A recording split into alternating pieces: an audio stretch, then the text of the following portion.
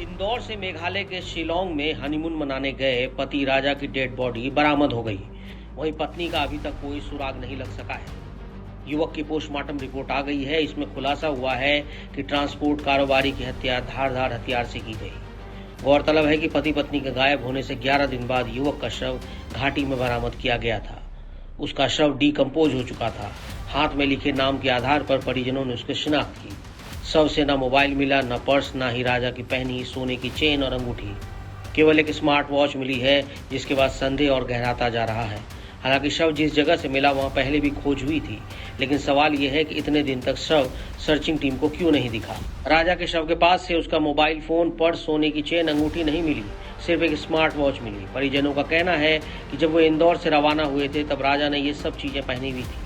परिजनों का मानना है कि यह किसी सामान्य दुर्घटना से अलग किसी साजिश या वारदात की ओर इशारा करता है। हालांकि पुलिस ने फिलहाल इस मामले में कोई निष्कर्ष नहीं निकाला है और जांच जारी है। राजा और सोनम के बैग उनके होम स्टे में मिले थे। बैगों की तलाशी लेने पर भी मोबाइल और गहनों का कुछ पता नहीं चला।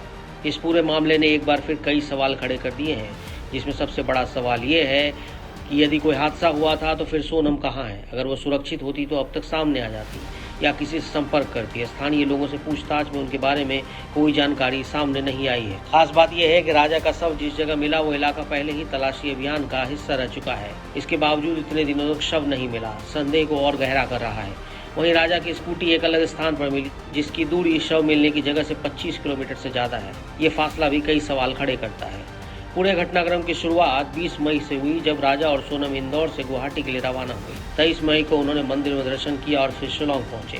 दोपहर में उन्होंने परिजनों से बात की, लेकिन इसके बाद उनका मोबाइल बंद हो गया। 24 और 25 मई को परिजन लगातार फोन करते रहे, लेकिन कोई जवाब नहीं मिला। बाद में पता चला कि किराए पर ली गई गाड़ी लावारिस हालत में मिली है। 26 मई को राजा और सोनम के परिजन शिलोंग पहुंचे और दोनों के लापता होने की जानकारी मीडिया में आई।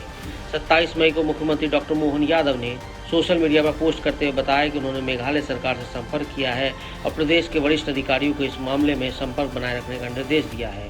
उन्होंने राजा और सोनम की सकुशल वापसी की प्रार्थना भी की, लेकिन अब तक ये नहीं पता चल पाया कि इस हत्या की मिस्ट्री क्या है।